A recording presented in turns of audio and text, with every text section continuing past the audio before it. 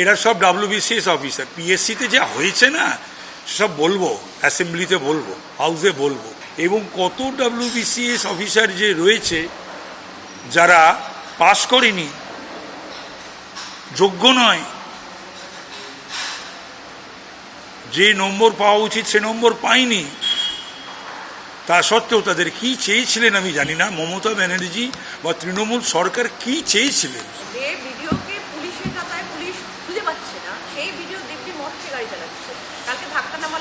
না না, সে তো শেখ শাহজাহানকেও লুকিয়ে রেখেছিল 56 দিন এই সুপ্রতিম সরকার, রাজীব কুমারেরা, মমতার নির্দেশে। তো সেই রকমই তো এবার আর লুকোনো যাবে না। পথচারীকে ধাক্কা মেরে গতকালই গ্রেপ্তার হয়েছেন রাজগঞ্জের অপসারিত বিডিও প্রশান্ত বর্মন। গতকাল নিউ টাউনে ইকো পার্কের কাছে এই ঘটনা ঘটে। তিনি গাড়িতে করে আসেন, তারপর পথচারীকে ধাক্কা মারেন। শুধু তাই নয়, এমনকি পুলিশকে হুমকি পর্যন্ত দিয়েছিলেন। তারপরই গ্রেপ্তার করা হয় প্রশান্ত বর্মনকে। নিউ টাউনে স্বর্ণ ব্যবসায়ী স্বপন কামিল্লাকে অপহরণ এবং খুনের মামলায় অভিযুক্ত প্রশান্ত বর্মন। 23 জানুয়ারির মধ্যে তাকে আত্মসমর্পণের নির্দেশ দিয়েছিল সর্বোচ্চ আদালত। তারপরেও পলাতক ছিলেন রাজগঞ্জের প্রাক্তন বিডিও।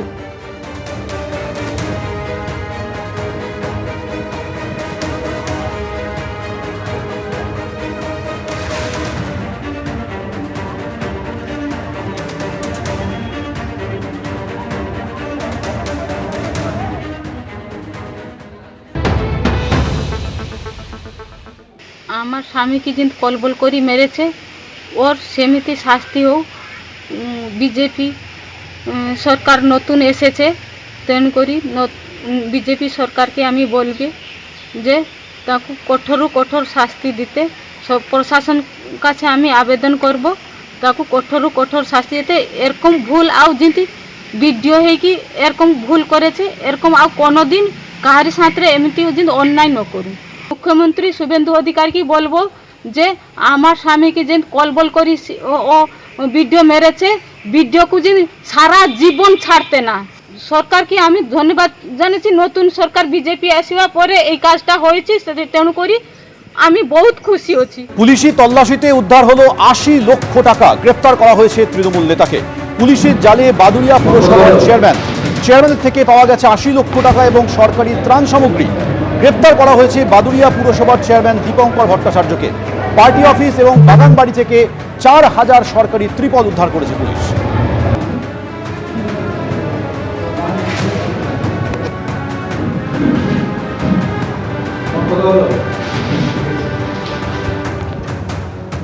পুলিশি তল্লাশিতে 80 লক্ষ টাকা উদ্ধার করা হয়েছে। গ্রেফতার করা হয়েছে তৃণমূল নেতাকে। পুলিশের জালে বাদুড়িয়া পুরসভার চেয়ারম্যান, তার পার্টি অফিস এবং বাড়ি থেকে প্রচুর টাকা এবং সরকারি সামগ্রী উদ্ধার করা হয়েছে।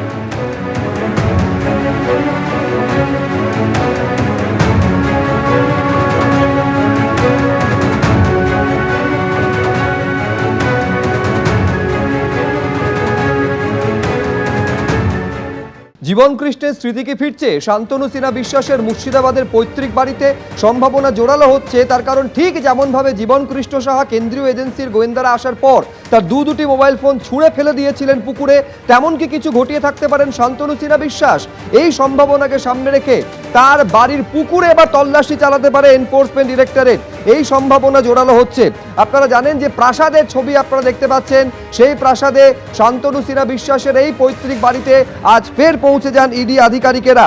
এর আগে শুক্রবার 14 ঘন্টারও বেশি সময় ধরে তল্লাশি চালিয়েছিল ইডি এবং আজ সকাল 10টায় কান্দির সেই বাড়িতে পৌঁছে যায় ইডি আধিকারিকদের সঙ্গে ব্যাংকের আধিকারিক আসেন।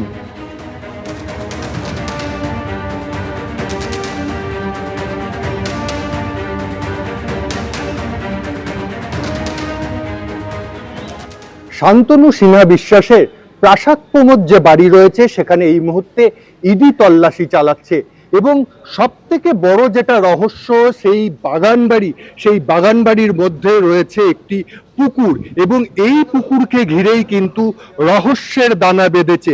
কারণ পুকুরের চারিদিকে সিসিটিভি ক্যামেরা দিয়ে মোড়ানো রয়েছে। যেদিকেই দেখা যাবে যে সিসিটিভি ক্যামেরা সেখানে রয়েছে। প্রায় 7টি মতো ক্যামেরা দিয়ে এই যে ছোট্ট একটি পুকুর সেটাকে কিন্তু সম্পূর্ণ ঘিরে রাখা হয়েছে এবং যেটা সূত্র মারফত জানা যাচ্ছে যে এই শান্তনু সিনহা বিশ্বাস কিন্তু কলকাতায় বসে বা অন্য কোথাও বসে তার মোবাইল থেকে এই পুকুরের ওপর নজরদারি চালাতো। যেহেতু জীবন কৃষ্ণের সময় প্রাক্তন বিধায়ক তৃণমূলের তার জীবন কৃষ্ণের দেখা গেছিল সে মোবাইল ফোনে জলে ফেলে দিয়েছিল, তার যে বাড়ির পাশে পুকুর রয়েছে এখানেও কিন্তু সেই পুকুর রহস্যের দানা বাজছে এবং যেটা জানা যাচ্ছে যে এই পুকুরের দিকে কিন্তু নজর রয়েছে ইডির আধিকারিকদের। এবং এই এখন সবথেকে বড় প্রশ্ন যে এই পুকুরে কি তল্লাশি চালানো হবে, এই পুকুরে ডুবুরি নামিয়ে না জল সম্পূর্ণ সেখান থেকে বাইরে বার করে দেখা হবে যে পুকুরে কিছু রয়েছে নাকি। কারণ নানান প্রশ্ন কিন্তু এই সিসিটিভি ক্যামেরা যেভাবে লাগানো রয়েছে তাতেই কিন্তু এই প্রশ্নগুলো উঠছে। একেবারে পুকুরের যে ঘাট আমরা দেখতে পাচ্ছি সেই ঘাট একেবারে সুন্দর করে বাঁধানো রয়েছে এবং ইডি আধিকারিকদেরও দেখা গেছে এবং পুলিশকেও বারবার দেখা যাচ্ছে এই ঘাটের সামনে আসতে, ছবি তুলছে, সেটাও কিন্তু বারবার করে দেখা যাচ্ছে। এবং এই মুহূর্তে যেমন এই যে বাড়ি রয়েছে বাড়ির ভিতরে তল্লাশি চালাচ্ছে, মনে করা হচ্ছে যে বাড়ির ভিতর থেকে অর্থাৎ ঘর থেকে যদি কিছু তেমন না পাওয়া যায় তাহলে এই পুকুরের দিকেই নজর দেবে ইডি আধিকারিকরা। এবং অনেকেই মনে করছে যে এখান থেকেই আরো কিছু তথ্য পেতে পারে বা যে মূল রহস্য এত বড় বাগান বাড়ি তৈরির এবং তার ভেতরের পুকুর, সেখান থেকে কিন্তু সমস্ত রহস্য বেরিয়ে আসতে পারে। ফলে যাবতীয় কৌতূহলের কেন্দ্রে রয়েছে এই পুকুর। সত্যিই কি পুকুরের ভেতরে কিছু লুকোনো রয়েছে?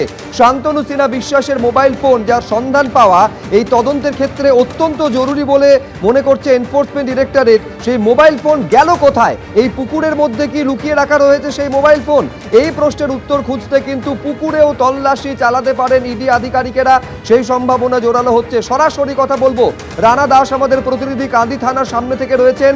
প্রশ্নটা এইখানে জোরালো হয়ে যায়, তার কারণ এটা যখন দেখা যায় যে একটা পুকুরকে একাধিক সিসিটিভি দিয়ে মুড়ে ফেলা হয়েছে, তার মানে কি এমন থাকতে পারে এই পুকুরের মধ্যে যার জন্য টানা নজরদারি এই পুকুরের জন্য শান্তনু সিনহা বিশ্বাস এবং তার দলবল চালাতো? প্রশ্নটা উঠছে রানা।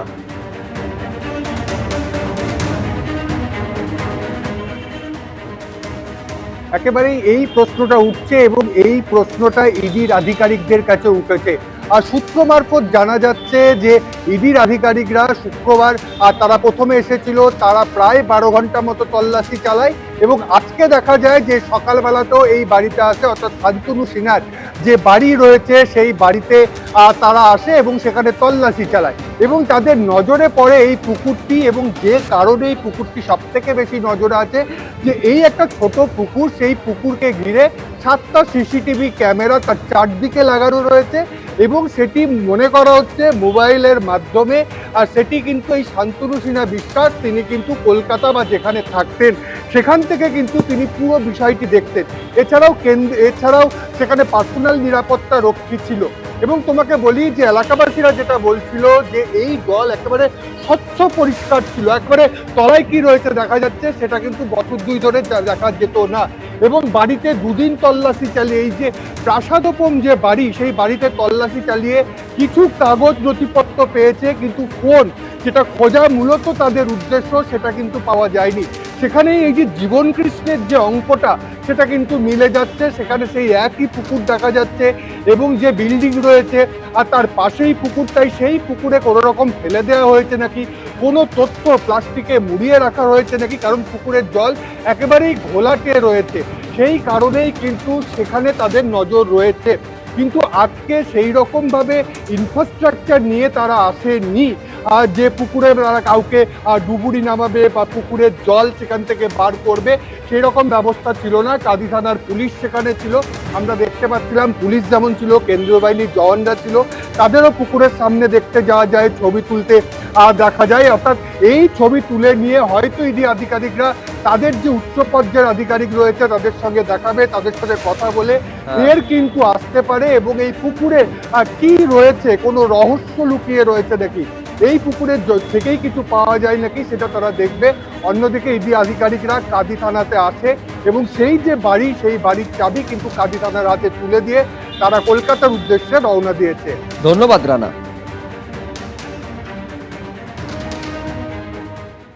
এবিপি আনন্দ, এগিয়ে থাকে, এগিয়ে রাখে।